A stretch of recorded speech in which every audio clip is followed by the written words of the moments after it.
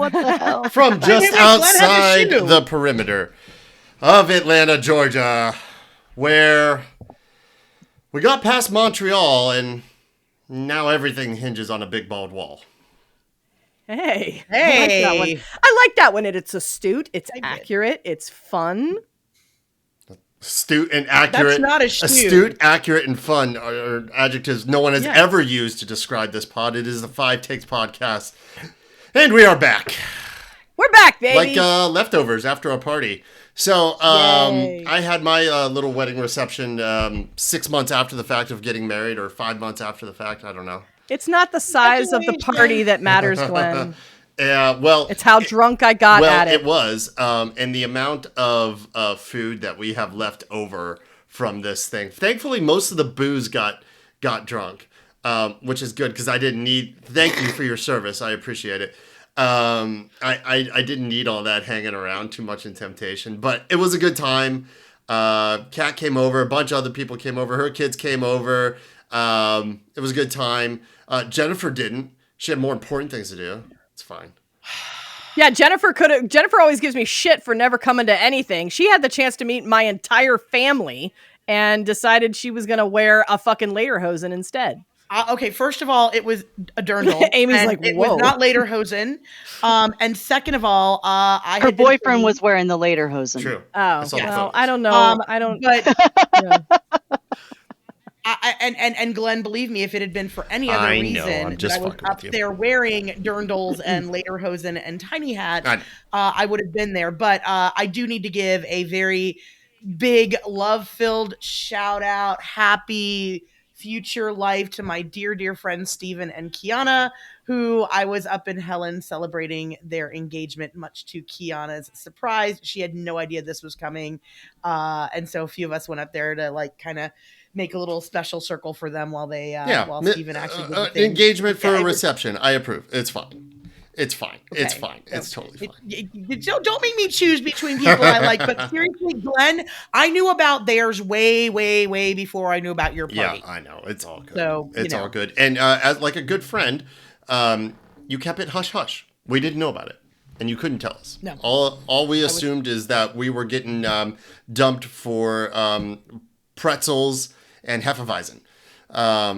But there was it was October. It was also that. It was also that. Yeah. Not that it was only that. Yeah. Congrats to them. Hey, getting married, it's not half bad. If you can find someone willing to put up with your ass, it's okay. Not a bad deal. That's all it is. Not a bad deal at all. But it was fun, and we had soccer on all day. El Clasico was on. We watched. Oh, it was a thrashing. Barcelona. A 4-0 thrashing of Real Madrid. It was like we're not even watching real Madrid. It was like that they decide to sit their entire. I really appreciated Carlo Ancelotti's post game comments. I miss Daddy Carlo. I know it's been a long time since he's been at Chelsea, but he said something to the effect of, the last time we got beat badly by Barcelona, we won the league. And he just walks away. I'm just like, wow. God bless you. Well, that is a man. That is a man with an ego longer than his. He's got the results to back it up. That's what I'm saying. Everywhere he goes is successful, except Everton. That's true. Everton is Everton. But that's the exact kind of attitude you have to come back from that kind of beating. That's what you got to tell your players. Why the whole. Yeah. Well, I think that's why the whole fuck 'em all FEA thing is really catching on, because that's kind of how it feels with our season at this moment. Like how, just sort of par for the course, how Atlanta of it, right? That you have this opportunity inside the bins and, Josef destroys it. You think your season's over, and then, oh, wait, we get another shot. And of all things, we go to Montreal to play Josef for round 2. You know what I'm saying? Like that's the MLS scripted. Meme of, however, that is the villain. Yeah. And look, Josef was the eagle feasting on Prometheus's liver. That's true. I mean, for real. It's a good all the outcome, whatever. Josef scored 3 goals on us. 3. Yeah. Now, one of those goals, that spill, I mean, that was a defensive mistake, right? That was Gregerson crash into Goose. You have that coughed up, and Josef capitalizes because Joseph's Joseph. Yeah. You know, That was vintage Joseph. He Yeah, does he's a very look vintage scavenger. Joseph, and I do have a question for you at the end of the pod that I want to pose to each of you regarding Joseph. We're going to do that question again? At the end. Okay, fine. It could be anything. Yeah, it was you don't know what I'm going to ask. It was a very scavenger-esque, classic, very vintage Joseph. Goal, Amy, Joseph always he makes his money as the best paid garbage collector in the country. Absolutely. Yeah. But like, it's very hard to beat the same team 2 times in a row is the other part of it, right? And I would be lying to y'all if all of this didn't go into the psychology that was going through my mind as I decided to book a last minute trip to Montreal. Yeah. You know, because I'm like, man, but what if? Like, don't I want to be there when that happens? And because we talked so much trash that first half. It was so fun. and like, actually the best part was, so there was this one guy there who immigrated to Canada. He lived in Atlanta, but he like spoke perfect French. He walks up, he has this huge Atlanta United flag, like the one like behind me here, okay? It's just draped over him, right? And he's just sitting there, and all of us are standing, all 4 of us or whatever.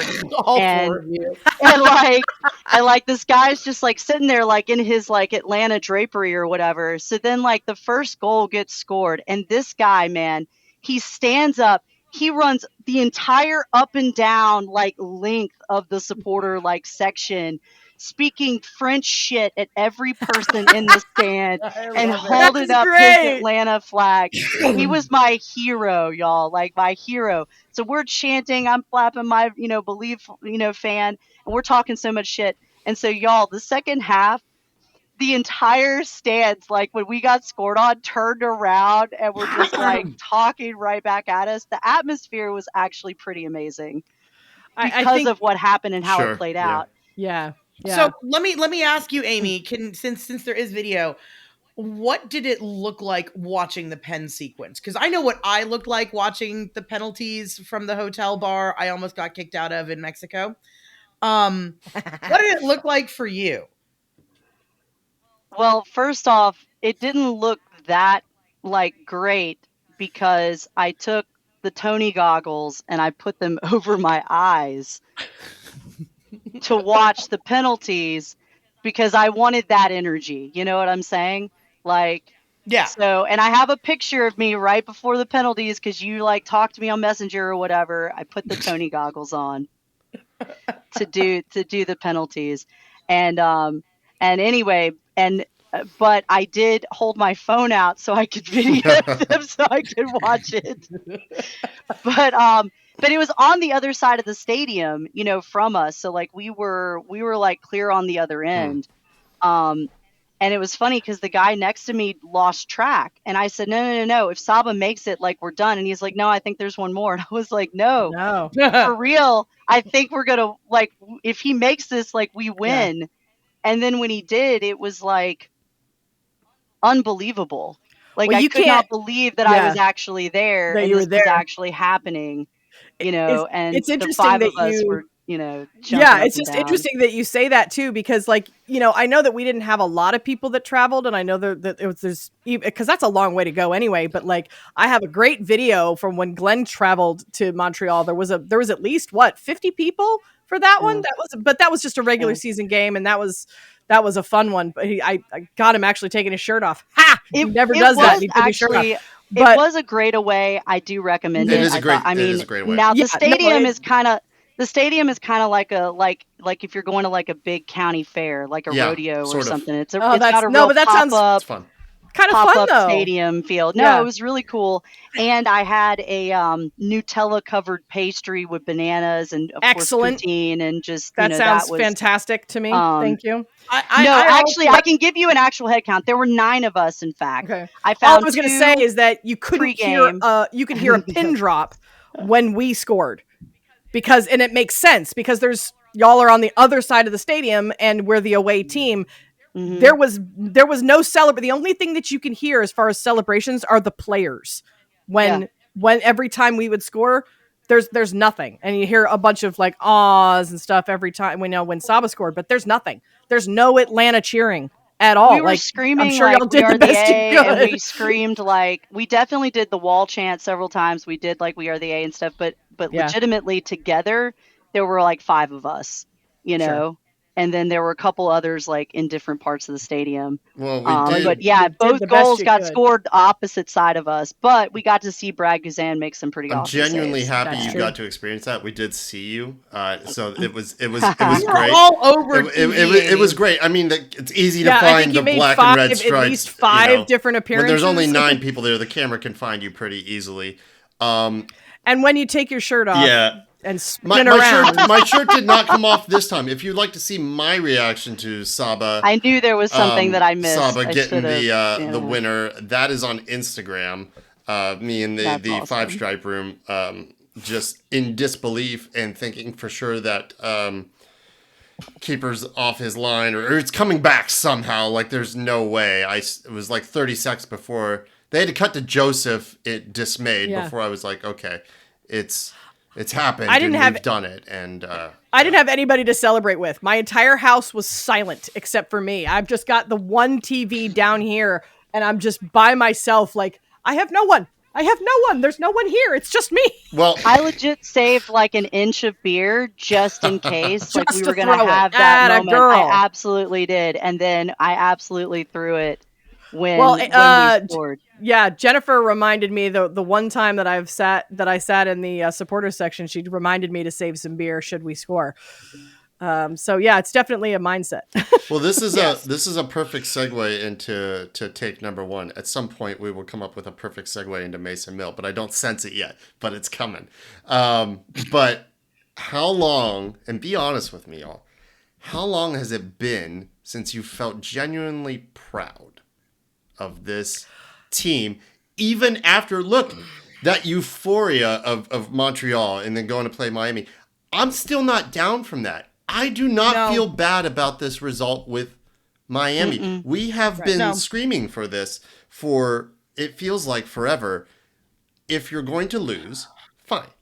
Lose well. Like, show us something. And it's so nice to be able to talk with genuine positivity and not just try to force it and speak it into existence. Like, I haven't felt genuinely proud of a team effort in a long time. And I definitely did after Montreal, of course. I still do after Miami. This is what I'm looking for. Finally. Yeah. Like, So legit, I think like 5 people at least came up to me after the game, Miami fans, seeing my like Brad Guzan kit, and they were like, he was absolutely incredible. Like, kept you in this like with the biggest heart, and just, yeah, I absolutely am beaming over this team. Y'all, do you know how many flights they were on in 6 days and that kind of emotion? Yeah. I'm exhausted. just And thinking I, about it, and I didn't play the games. yeah. Like, so, like, and then they had to do Orlando too. So, like, they've been up and down the country. They've played all these things. And then you lose 2 starters. We're like literally videoing Brooks getting taken away in an ambulance, you know, like, which was like crazy. It was a dislocated shoulder. Same thing, oddly, that Shohei Ohtani also has dislocated his shoulder, but apparently is going to finish out. I was going to say he's been cleared to play. Baseball, soccer, a little different. It's very possible Brooks could play depending on. He's a tough boy. Like, I know we've been hard on Brooks, and I don't think that's not justified, but of course he is a tough guy. And if anybody could turn it around a week, he might be able to. Mr. Reliable? Yeah. Absolutely. Jennifer, are you feeling proud, or how do you feel about this team right now? Are you asking? I'm asking you. Yeah, that was to you. That was to me. you. Yeah, I feel like we had a lot of the meat of our season where we took professional losses, right? And that mentality kind of you know what a professional loss is, right? Like, that mentality kind is that of just like United losing to West Ham 2-1? Is that a professional loss? I mean, that was just bad. Yeah. Let's say I didn't know what you meant by a professional loss. What does it mean to you? What does it mean to where you went out, you put an effort in. Yeah. It wasn't enough, and you kind of patted yourself on the back and you dusted yourself off and you tried all over again. And you went out and you said all the right things about effort and blah blah blah whatever, but there was no sincerity or emotion behind it. It felt very mechanical and very much like you're just doing your job. And unfortunately, the results of the sports balling today were sports bally, right? No, but like there's that cartoon, No, right? no, no. Where they Yeah. sports this team sports ball harder sports ball. And if we had maybe sports balled a little bit more sporting sports ball, the sports ball might have sported our sports ball differently. I Like got you. that's Glenn's laughing at me, but like that's what I feel like is a too. professional loss where like, yeah, you did all the right things. It didn't work out for you. And and I think it became this whole thing where it happened so much, it became our business reality.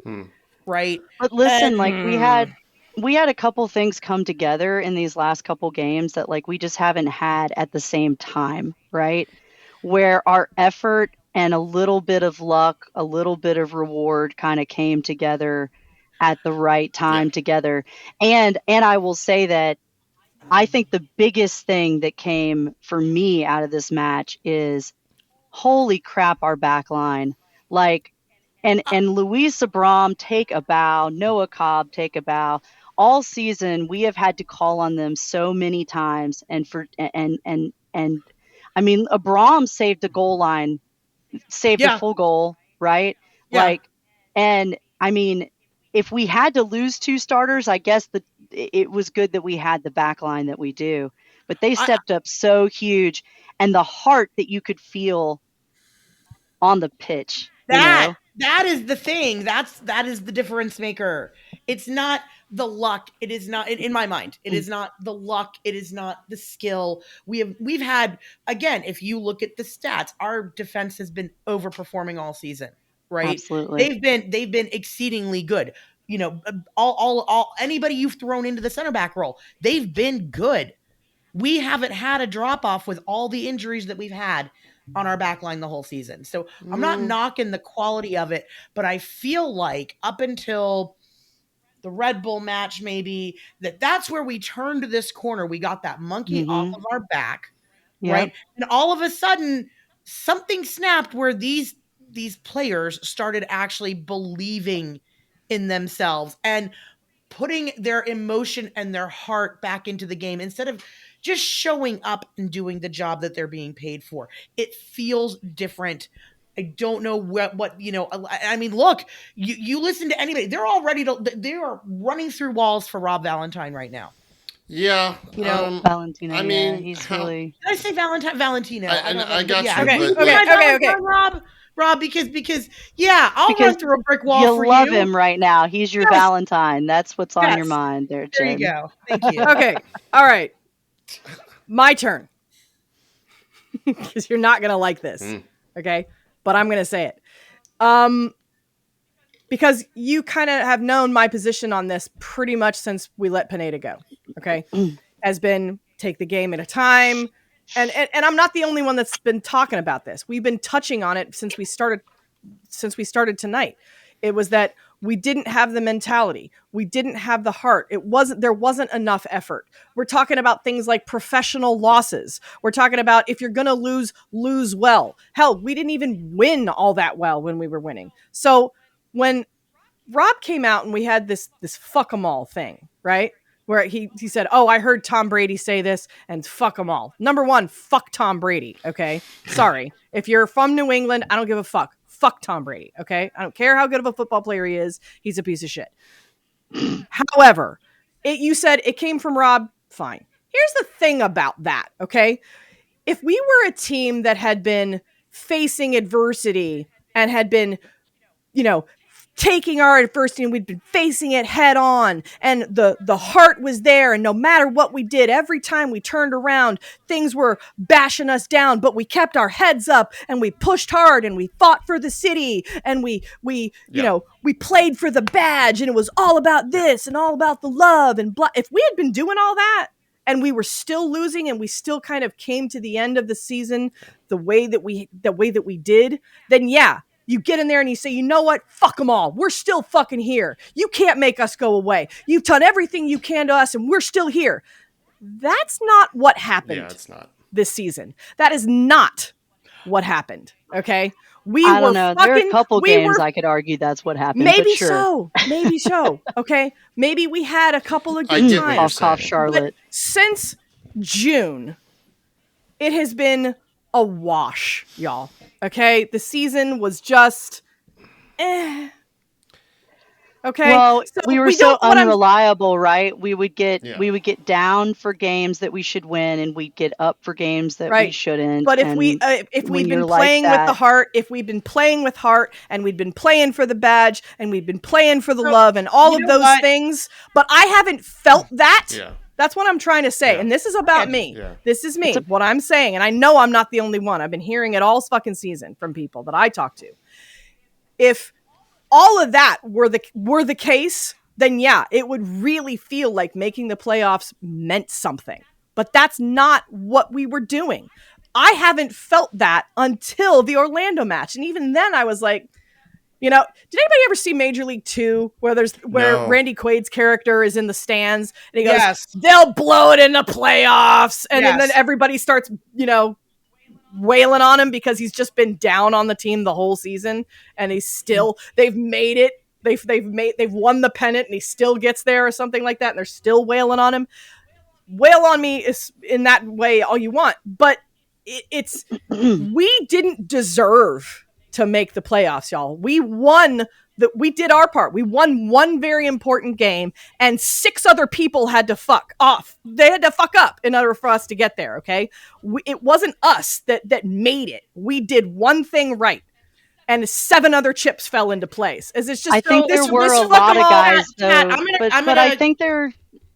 Sorry, go ahead, Jen. No, I think you and I are going to go to the same I'm going to cut you off here because you're not saying anything that is new or different, and we're all in agreement here that the season's been what it is, but it's nice and refreshing, and of course it is.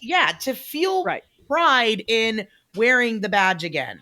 I know, but I'm not trying to take that away. I think that's because. Sorry, go ahead. All I was going to say is I'm not taking anything away from the last 3 games, because what I've been doing all year is judging every, since Pineda, is judging game by game by game by game. And the last 3 matches have been fucking excellent.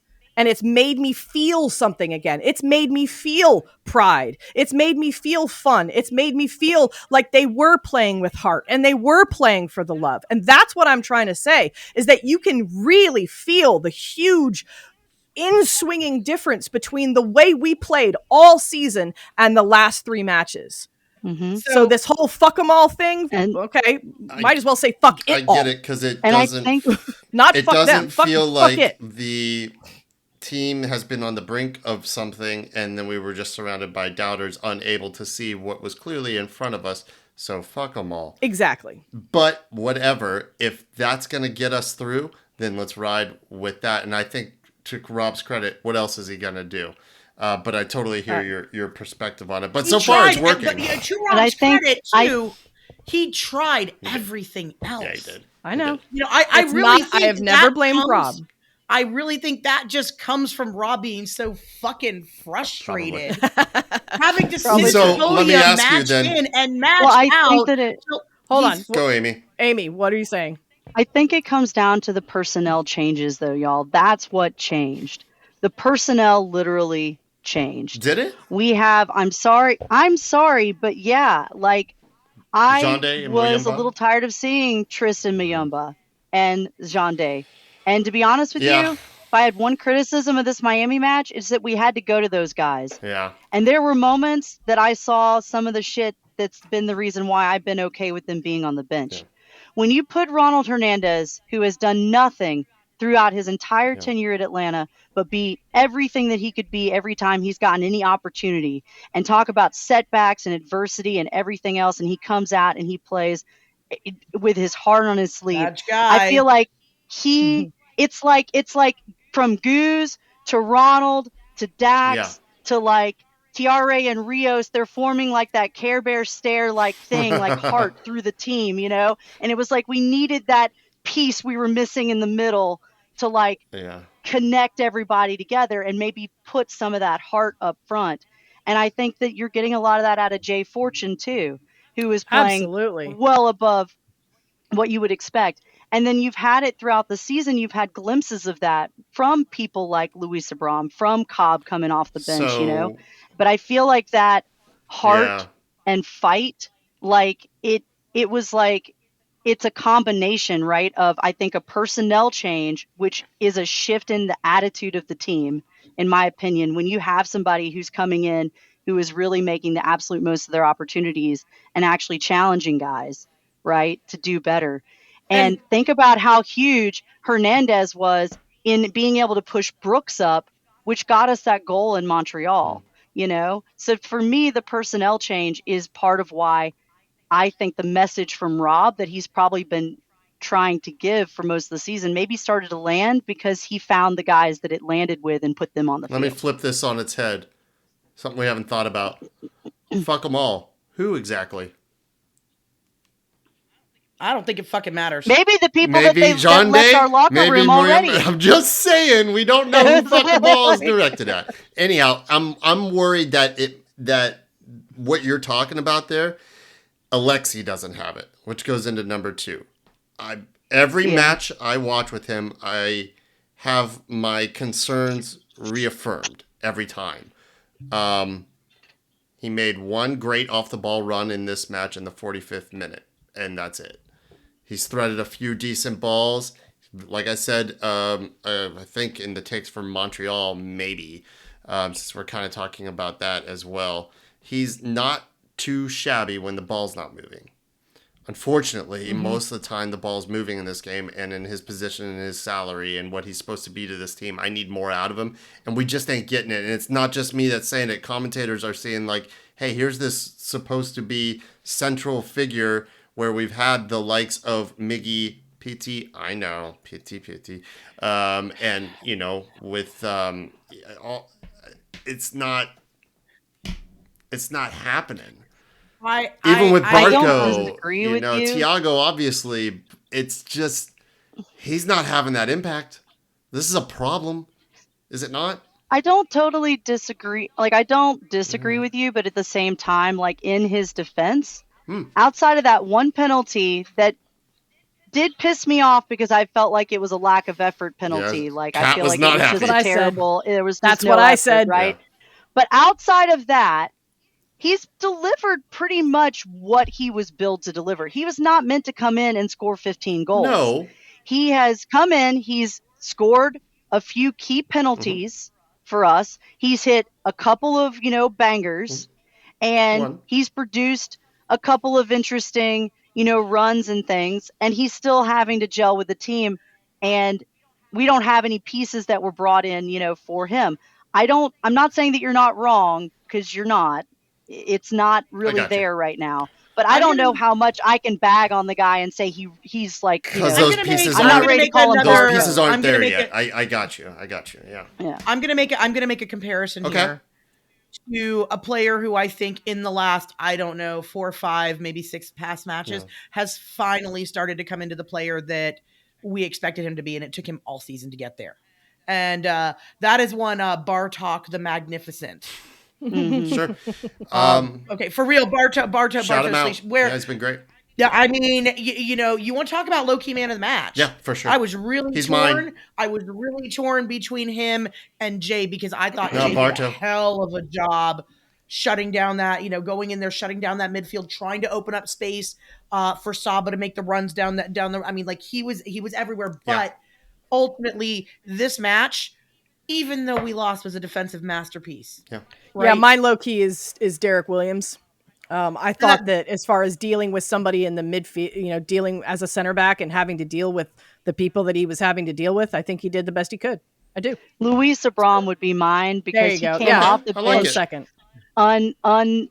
Unexpectedly, hasn't been playing and saved a goal line, and but I don't think any of those are bad picks. We had an excellent game for a loss. What my point in all of this is that Bartosz has been kind of an enigma all season. Like, we expected him to come in and do the job that he has finally started doing, in the last 5 matches. I don't know why it took him, and I mean, who knows? I mean, it could be very legitimate things. Like, I don't want to sound harsh, because the transition, MLS is a very different league than what you see over in Europe, right? And I know we keep saying that, and I'm not trying to make excuses, but the esoteric plays of Serie A don't really, it's not as nifty, footworky, short, quick passing kind of thing. It's a much more physical league. It's different. To me, it's a completely different vibe. I think it's time. I think it's time. To me, he's been better, actually. He's been one of the players that's actually been a little better since Almada left. Yeah. And I think he just gels a bit better with Dax and Jay. And I also think he's a player that thrives when he feels like really comfortable with his back line. And I think that that's been some of what I've been seeing with him being more confident in Well, I think getting him off the pairing with Tristan also didn't hurt, because that's let's be real about a player who probably will not be here next season, and it sucks. I think we all had a lot higher hopes for him, but sometimes you just need to make, like you said, Amy, some personnel adjustments. And while we're on the subject of adjustments. Forced. That's so forced, but we'll take it. Hi, Mason Mill. Thank you very much for sponsoring us. I was trying so hard. We were trying 10 minutes ago, all right? And you went into number 2. Yeah, I saw it. It just felt a bit forced to me, but y'all just rammed it in there, so let's go with it. Well, you know what happens when you ram things in? You know what happens when you ram stuff into stuff? I can't believe these. You get sore. I can't believe these guys. You get sore. I can't believe these guys have ridden with us this long and put up with this shit. We really appreciate them. How do we know that? There's nobody at this point. There could be no one left. Well, they're phenomenal. We really appreciate them sticking with us and putting up with all our silly banter, and also just taking care of us for sure. Give them a call, 404-321-0082.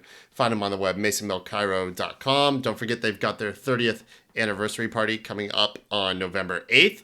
And also, Kat and I are going to be going there on the 13th. They're working on a little promo video that they're putting together for their website and social medias and all that. So we're going to go give some testimonials and hopefully speak better about them on those videos, and probably less about ramming things than we do on here. Now I feel like I have to bring it up intentionally. Yeah, look out for that; it's going to be good.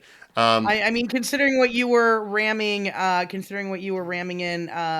last podcast about certain people who behaved like certain pieces of male anatomy that we weren't sure exactly how familiar with you were. Penis. Wow, I missed something. I think I missed a pod. I'm gonna have to go back in my episode. Fucking penis. Yeah, you did.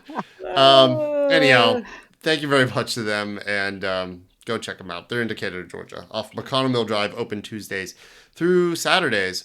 Y'all were talking about backline. Oh wait, and hey, like just like Brad Guzan is super clutch. Yes. Their Saturday hours are also super clutch. I already had a segue for Brad, but you want to throw another one? A segue on a segue. Yeah, Segway's carrying Segways now. So anyhow, yes, Brad. When is the last time anyone has ever seen a team lose, a goalkeeper concede to, and still get near 8 rating, like across the board? I know we were praising the back line early on. I'm not so sure how much praise they deserve. I feel like if the score had been 6-1, we wouldn't be saying so many nice things. And that is down to Brad, not the back line. 100% facts.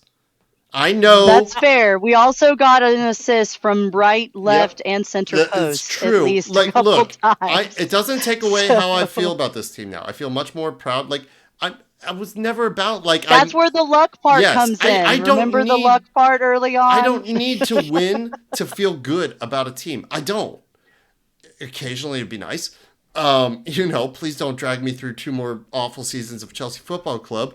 But, like, just play well and show me that you're giving everything that you have. And I know that's a hard thing to quantify, and I don't want to judge someone's heart and care. It's not, though, because you can see it. But I'm giving a little grace you can because feel it. I say these things about Alexei where I'm not seeing it, and I don't know him, and he's a little bit quieter player, and I don't want to say he doesn't care.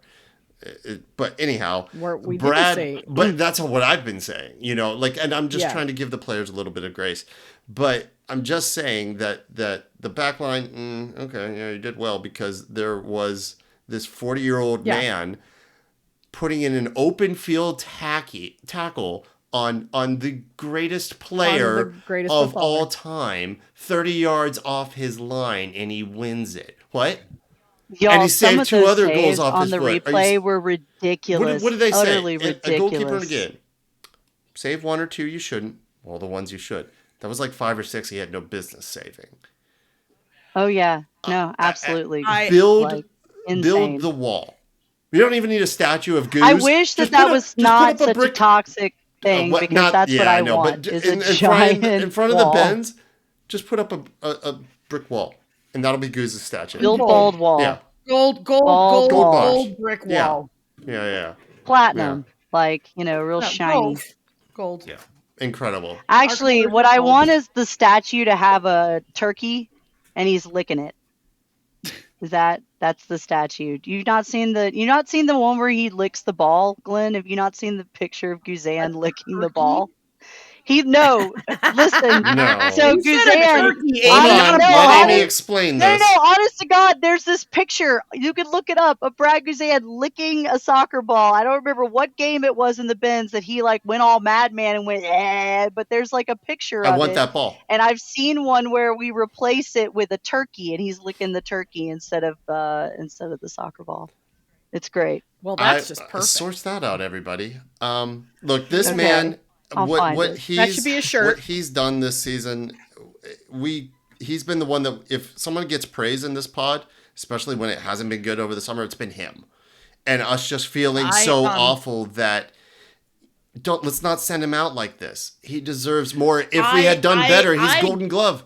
He's Golden Keeper for sure. Has to be. Someone explain to me what Hugo Lloris, other than being very pretty. I don't know. What Hugo Lloris is doing on the finalist list over he's not Brad that Guzan. Pretty.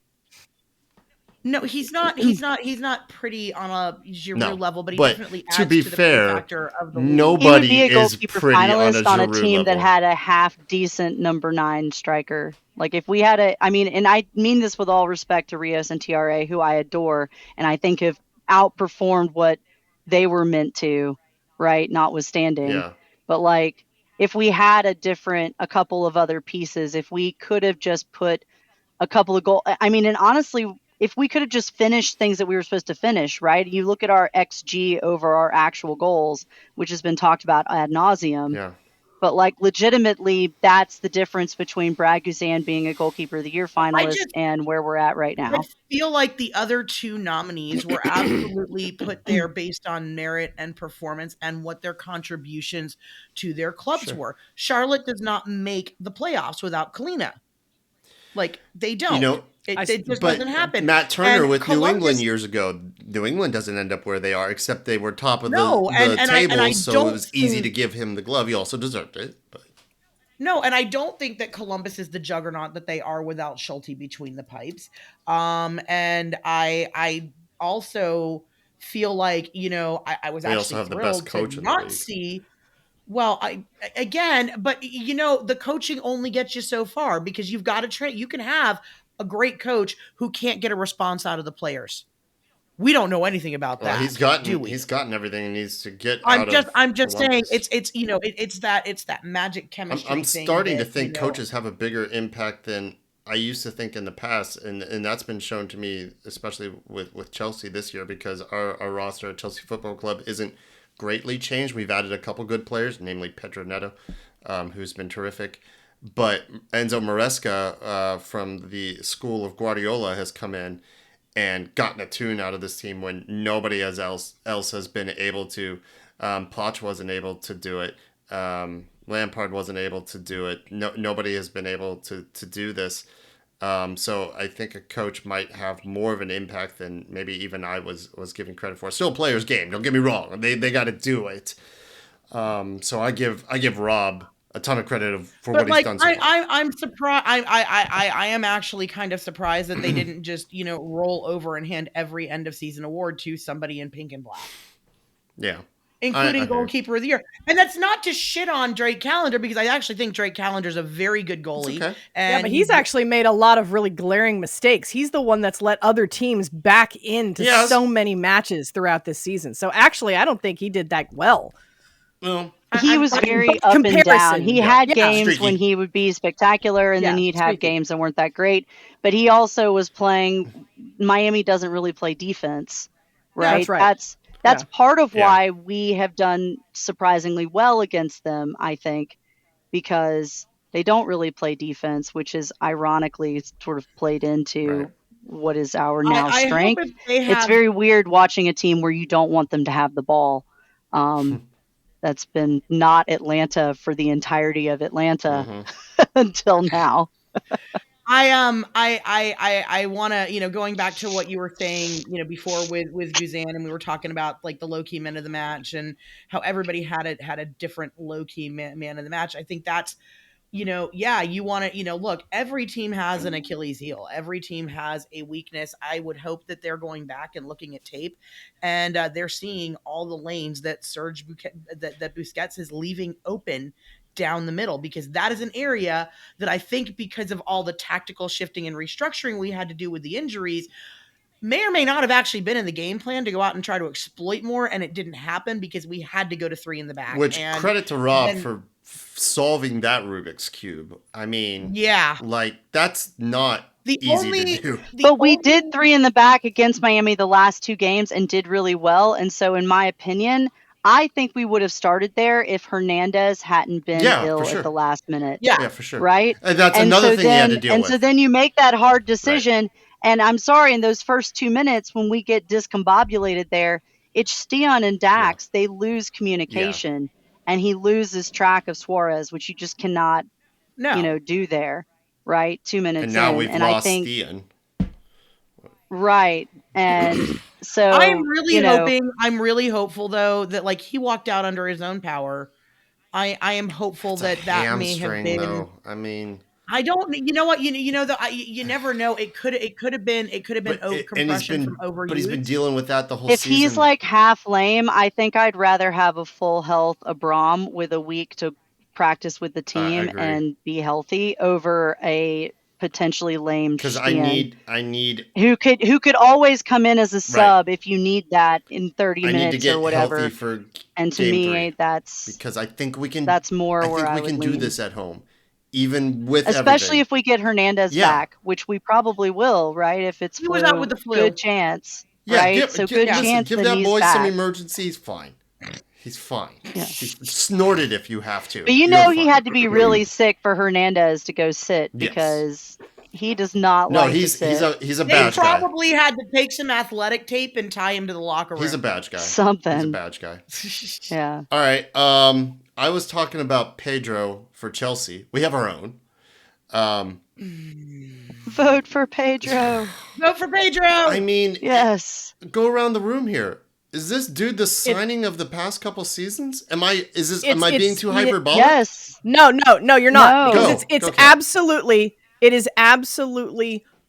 it's so unbelievably apparent. If you look at the people that have come in, you look at the people that are still here and the impact that they made, and you look at the people that have left.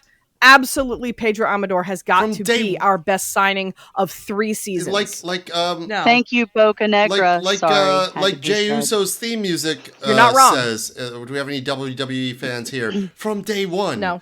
From day one, this guy has just, when he was called upon, and none of us thought he would be as important as he turned out to be.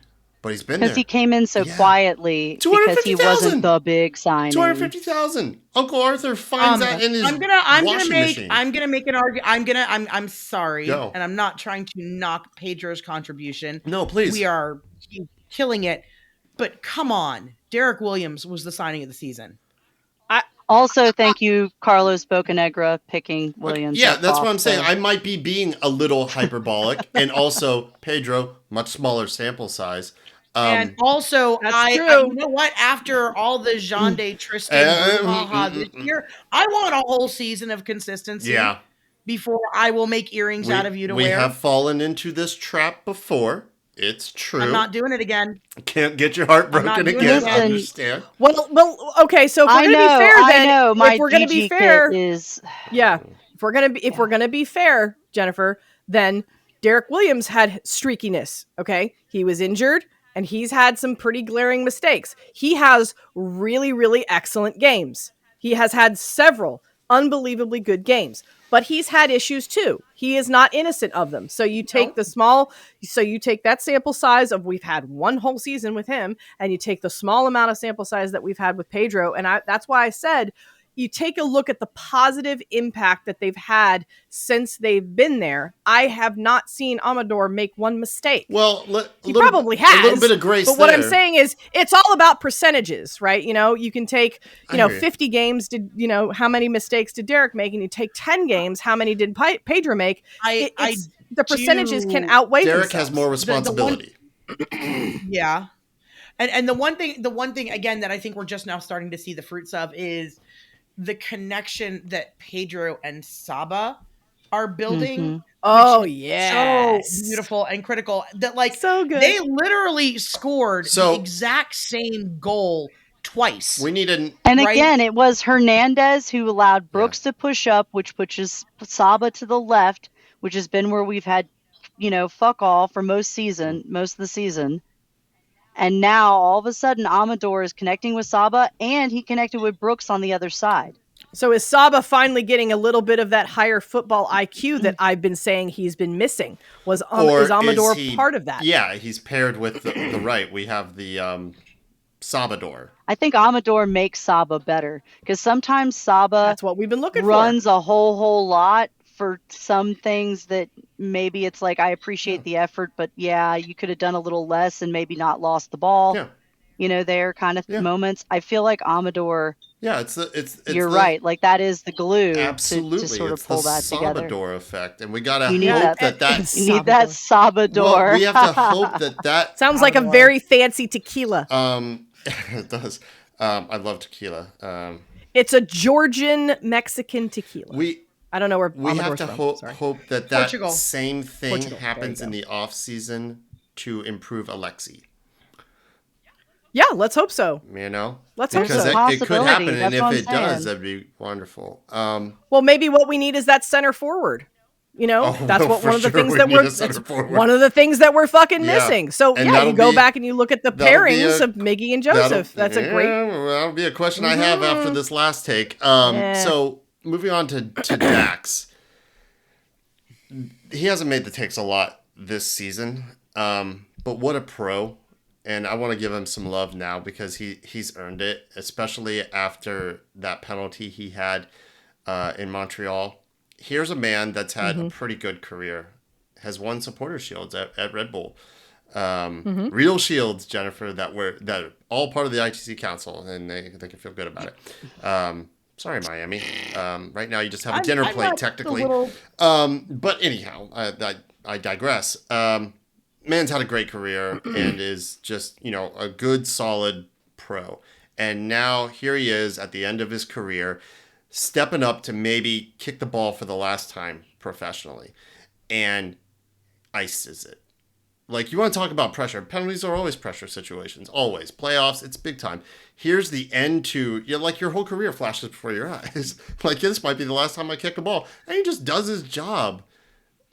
I'm so happy that he gets to play at least a few more games and can end his career feeling a little bit better, because going out the way we did and old yellering this guy, it would have just been awful. I think that you guys are right. Like, this Saturday game is going to be that game. Like, a lot of the guys, you have to remember, like, Hernandez and Goose are really the only two left from when we were good and winning stuff. Right? Yeah. Yes. So this will be the first game, especially if they keep it at the 48, they don't open it up to the full stadium. And I really hope they don't. Just to be, I hope so too. Yeah. I think it will be better. Actually, be a better atmosphere for us. I agree. Right, and you'll keep out a little bit of the messy-ammy, But fanboys. I do understand if you can make money. I get it. It's a business, but from a competitive. I mean, look, I literally can't be there, so I'm selling my tickets. Okay. It is what it is. But it's the playoffs and it's Miami. I would be very surprised. I haven't heard anything official from the club. I haven't heard about them opening it up. It doesn't. I would think that they would have at this already at this point, considering what the resale market is. But they may also be trickling live inventory in, which is something that they've also done. And I do think that the club will be very careful about the audience. It's one thing to gouge. It's one thing to do that in a regular season match that means nothing. Right. It is entirely another thing to set your team up for failure in the postseason. And I think, you can say a lot about, different decisions and things that we might have liked to be done differently. I think they're actually approaching this with a reasonable bit of caution, right? I thought that what they charged season ticket holders for tickets was very reasonable. Yeah, absolutely. I'm okay. It was basically regular season price. Pretty much. Like a bareliest, barely above that. That is what we signed on for. Correct. We had no idea we were going to wind up drawing Messi. No, this whole sequence of events is so wild. If you had opted in, they can't go back and say, "Oh, hey, sorry, we're playing Messi now, so we got to double your ticket price." Right. They're not allowed to do that. Right. Yeah. And that's helpful, hopefully the roof is open as well. I think the one note I want to talk about with regards to Dax is this is the Dax we want. We're getting the Dax we signed at the beginning of the season. And I'm really here for it because this is the kind of leadership, presence, calming influence, peace of mind. That's what been there. He's done that. Bring it. Lead the way. You know what he hasn't done? Yeah, he hasn't lifted MLS Cup. He hasn't. It's going to be wild when we do. You think he doesn't? You think he doesn't want that? He does. That would be the fairy tale ending to end all. Like this iteration of this team in this season would be talked about in this league forever. I am not speaking of random things into the ether because I have learned my lesson with this club that getting your it is. I've already said Zombie Atlanta. I've already said we were the Phoenix. Hey, The Walking Dead is shot here, I have talked shit and carried my Believe fan around all season through this trash. So you know what? I'm going to talk it all into existence, Jennifer, right here. I just worry that the second you put it, you verbally say something is where it comes back to I think these things, but I'm scared to actually verbalize them because. For me, if I do, I don't feel like I'm manifesting that, right? I feel like holding on to the secret hope is the better way for me. I don't know. I don't have any logic or reason to this. I just, you know what? I'm going to enjoy the ride. I'm going to get, and I really do think, and as much, worshiping of Messiami as there is across all media channels, I kind of feel like we're the one side they didn't want to pull. It's absolutely true. Oh, for sure. Absolutely true. No, if we had any kind of semblance of rest, I'm here to tell you, I think we win that game in Miami. I don't disagree with you, there. Amy. If we had any semblance of rest, and if we had not lost just 2 guys, well, really 3, because Hernandez to me was a big loss, right? Before you lose, Gregerson and Brooks. So. Yeah, if we had any kind of rest. So, I mean, I'm here for it. I cannot believe I'm not going to actually be there. But y'all, that is the biggest game in club history since the MLS Agreed. Cup. Absolutely. No disrespect to the AmFam Cup. Insane. All right. But we were just after the 60th minute, after the 56th minute, you could just tell the tank was empty. And I need y'all to fuel them to a win because I need to go back to Fort Lauderdale. You got it. I gotta. No problem. We are here. We are rowdy. We are proud. We are pulling out the big guns, all the accoutrement. It will be a thing, and we're gonna show some Barbie girls what a Barbie world. I'm gonna get like a looks mannequin, Jen. I'm gonna put my MF wall kit on it, and I'm gonna have you bring it into the stadium, okay? I got so you. we don't lose the energy. I hope. I did. Did you tell Skate you weren't going? Skate? No, I haven't Kate, told Skate I'm not going. No. What's her official title? I forget. No, I haven't told Skate that I'm not able to go. What is her? Unfortunately, I forget wish what her official title is with the that club. I could go. Our media Grand Pumbaa of she's marketing liaison. and all things Atlanta. I don't know. I think she's like number 2 under Garth, right? Is she? Jen? She is the vice president and chief business officer. Okay. Yeah, she's like she's number 2 under Garth. Wow. And a very cool person. Okay. Yeah. Like very cool, and absolutely was like essential to building the culture that we have, you know.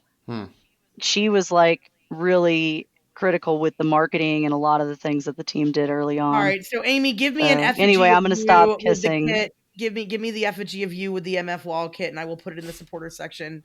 Okay. So it can stand with us while we wave "Bless Your Heart." All right. You know, big boys coming out. All right, I got one question left for everybody. If we've reached it's that question. We're in hypothetical question mode. Maybe our season ends on Saturday. Maybe it doesn't. But you know, just put aside possible delusions of grandeur of lifting a trophy this season. I'll start with Kat. 2 questions for you. First question. Shoot. If we could bring Josef back under 2 scenarios. Yes. 1, would you want Josef to come back as a max TAM player? That's what, maybe with the increases now, 1.4, 1.5 million hit to our cap, not a DP, as a max TAM player. Would you want him? He's out of contract. Okay. So no transfer fee. Okay. What's the second question before I answer that one? Josef. What's the other condition? Josef as a DP. Those 2 options. Max TAM or DP, pros and cons to each. Okay. No on the DP. Okay. Because I think that we had him there. I think that you do that and you're kind of pigeonholing us to a team that the team that is gone before kind of situation, because that's something that when we kind of posed this question not that long ago was one of the things that I said that I felt ever so slightly wary about was it just said, we said that we were ready to move on from Josef. It hasn't been that long. If it had been 5 or 6 years and he was saying, you know, he was literally on the verge of retiring and it was the kind of thing where we were giving him this one last hurrah and you're bringing him back, you know, whatever. But that being said, I'm going to answer the first question with another question. Where do we sit with Rios and TRA as far as contracts? Oh, I mean, they're backups anyhow. We need a proper 9. No. That, I think TRA might be... Is he on loan? I can't remember. The reason nothing long term with them. I thought one of them, maybe it was Rios that's on loan. I cannot rember. Jennifer will work on sussing I think. I know TRA is on a 2-year deal. Okay, 2 years. Okay. I think he'll be a free agent in 2026. So I think he's good with us under contract for next season. Cool. That being said, that's actually not 100%. Danny Rios is out of contract at the end of this year. No, I'm sorry. Danny Rios, he's on loan from Chivas for the season. Okay. Right. Okay. So that being said, that actually helps my answer a little bit more. We cannot. It is not in the club's best interest of our future to bring Josef back in as our first string striker and to bring him back into the role that he used to be for us. That is not in our best interest. I don't think that is a good idea. Okay. Secondarily, for Max Tam with Rios going potentially back, being out of loan and TRA only having 1 more year, potentially bringing Josef in as the backup striker, provided that he's obviously okay with that. filling the similar role that he's filling in Montreal, as it is, it still allows us to go out and find the new star of this club. We cannot have the same situation that we had with Josef, because we already said that we were moving on from that. He's not young enough, in my opinion, to just say, okay, we loaned him out for 3 years and now we're going to bring him back. Because he's had a good run of form. I think that puts us into a box that we broke out of once already. However, if they bring him back, I know I keep saying however. Okay, so just finalizingly, if Rios leaves, TRA only having one more year, if we can get him for max TAM and he's okay with the role that they want to put him in as a 72-minute sub, yeah, I'd be happy to have him back. Here's the problem if we do that, and then Jennifer, I want everybody else's take too. If you bring him on a max TAM deal, which I think you're gonna have to do to even entice him, if it's not gonna be DP money, 4 or 5+ million a year that he's accustomed to, at least what he had at this club. Max TAM, you have to play him. You can't give that much money to a player to only come in as a sub. Max TAM plays all the time, so that's the duality, double-edged sword, or whatever reference you want to use there. Yeah, Jen. You want my take on this? I actually would love bringing him in as a max TAM deal under the same condition that Kat is saying, where he understands what his role is going to be. Because I don't think we're walking away from TR. I think TR is really. But what do you do with all? I mean, that's a lot of money you've tied up in a player to not use all the time. Let me explain why. I have reasons. So, the club had every intent this summer of going out to sign a replacement for Gigi. They said so, whatever. And what we've heard subsequently is that there were deals, there were talks, there were loans, there was all sorts of different ways to slice this up, that none of them worked because the price of strikers right now was through the roof. Yeah. And they were hopeful that come January, the market for strikers would have depressed some. People would maybe the international clubs that they were talking to or whatever, looking for that talent. The market has maybe depressed some. No way to know. But as look, strikers of the personality set that we need, which is a very specific villain-esque skill set. That's who's got to come in here and fill that role. It's not just go find a goal scorer, right? Let's put some context in this. You're talking about a guy who can sit down here in the same way that Yorgos Yakumakis did, tell all of us he's taking number 7, and we can all go fuck ourselves because he's going to make us fall in love with him, right? We need that. It's not just the position, it's the swagger that goes with it.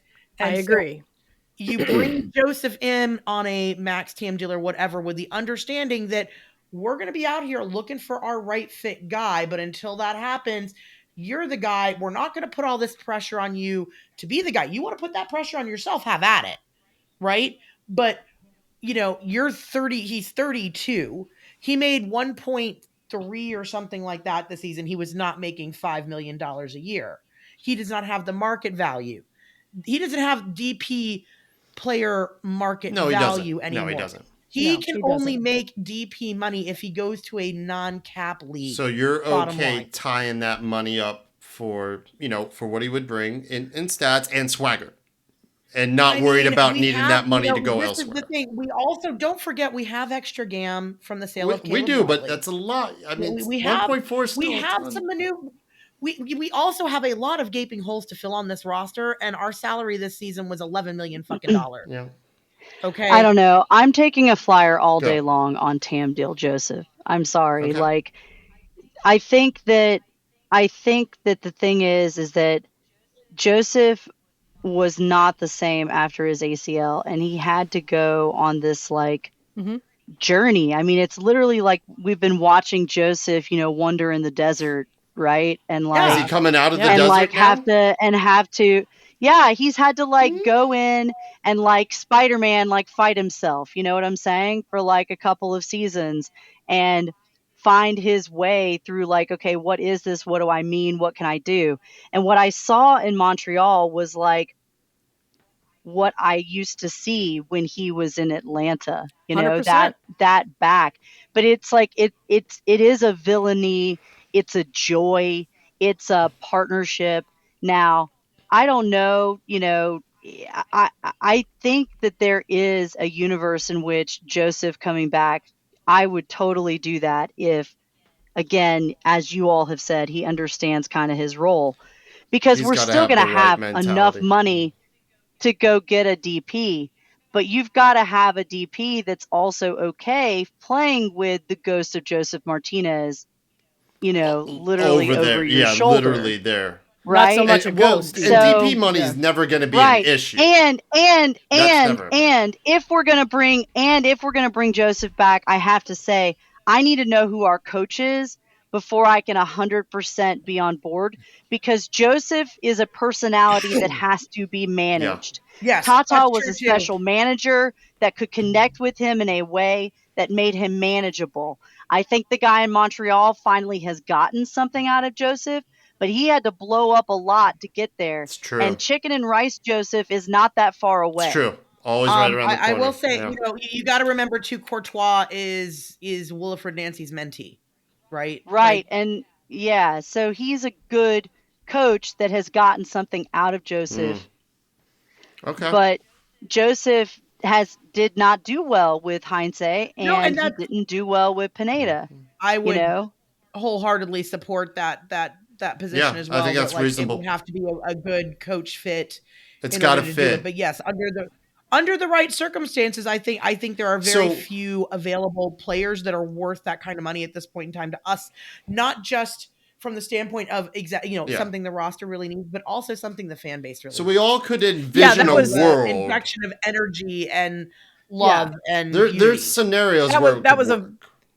That was a point that Angel was making yesterday, Glenn, while you were out, mingling, and we were watching El Clasico, because I was explaining what El Clasico meant and why. And then when I explained what El Trafico was to Jenny, she actually laughed. She found it really funny. Angel made a couple of very interesting points about that too, which is that, he's a man that would put some butts back in the seats. He would. And I'll tell you what though, if we don't make the right roster moves in this coming up off season anyway, it would take a lot more than just Joseph to put some butts back in the seats. It's going to take a lot anyway. Not to mention this whole fucking point may be completely moot, because if he declares, he could go to San Diego in the expansion draft. And I'll tell you what, if he goes there, he'd be the man.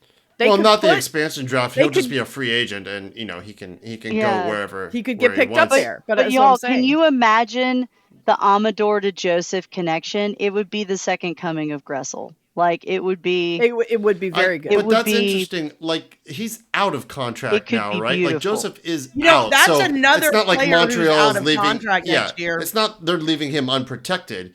He could just go he's out of contract. Allegedly play alongside Kevin De Bruyne. Sounds like San Diego's going for him. KDB in the league. If that happens, he automatically becomes a top player in this league, because City isn't City without him. But I digress. But that could be interesting for Joseph. They're not going to exercise that. I would be shocked. I don't think Joseph wants to stay. Season. I don't know. Well, I don't know. He was their MVP for the season. It just seems odd though that they wouldn't try to re-sign him already. Well, it's only been a few days to let somebody go free agent. Well, usually you try to lock it up before that happens. Well, you have with Joseph. Look at fucking Mo Salah, for fuck's sake. But Mo Salah's not Joseph. My anxiety. Look at what my anxiety has been doing. Yeah, but I mean, with Joseph, like you were just saying, this guy is hard to fit. He's hard to find that right fit for. And in his defense, a lot of strikers are, because they all have that kind of similar mentality, and they're difficult people to manage. We learned this with Yorgos. For the love of God, we thought this was the guy, and he was saying all the right things and doing all the right things in all the right places, and it flamed out and broke all our hearts. It's tough. It's tough to find that fit, and he would be a tough fit here. All right, I agree with a lot of what everybody said here. Like, there's a way, but boy, does it have to be like everything coming together. Very specific. And, another much one. Like our entry into the another playoffs. One of those 10% chance scenarios where a lot of things have to come together. Yeah. Okay. It would have to be pinpoint perfect. I do want to say though, I think that Joseph does eventually come home. I'm not sure that I'm on the Joseph next year coming home for this reason. Yeah. Garth has at this point basically just said, this is now my team, right? Everything now is going to be the Garth fingerprints. The only thing really left from before him is literally the wall, right? And Hernandez. Like that, like, and everything else now, right, is new, essentially. Maybe Brooks, but you get my point. And so, like, he's going to have a new general manager, new, coach, new DPs, new, players, whole new roster, all this stuff. I don't know if Garth strikes me as the guy that, like, brings back in Joseph. Like, for not until if he comes in and his stamp is successful, then I think he's like, cool, and now I'm going to layer this on. He's got to do it his way first. He's got to build it his way first. But Agreed. I just have a hard time seeing it unless he goes just like full nostalgia. Like, I don't know, the apocalypse happens and the guy that was like our general manager in Miami and like Tata come back and Joseph and he like somehow puts Gressel in and Mickey flies in from Newcastle. And then it's like, that scene from like the end of, every great sitcom where suddenly every character you ever loved is in the same room, Basically the Jerry Seinfeld trial. Right. You either got to go like full new, but you can't just be like, oh, and a sprinkle of Joseph. Like, that just feels weird to me. Agreed. Like, I don't know if I feel that. I think that's fair. All right. Well, I don't know about the rest of you, but I'm super freaking excited for this weekend. I'm sorry. Like, I know we're all like kind of falling, but like, I'm so hype. I think if this, I am too. I'm actually, somebody asked me today, they said, hey, are you going? And I was like, actually, I am fucking going. And I'm really fucking excited to go because the last one that I went to was like, nah, this one, I'm actually really, really excited to go. And you know what? It's going to be a lot of fucking fun. And I'm really, really looking forward to that. If anything that we have played in the last 3 games shows up on Saturday, I'm going to have a lot of fucking fun. And if it's the last one of this season and it's a last for a lot of things, then that's fine. Let's go out with a fucking bang and let's show people that we do have something, that we do have heart still in Atlanta. Yeah. Let's show it. Let's do that now. I do think we will be going back to Fort Lauderdale.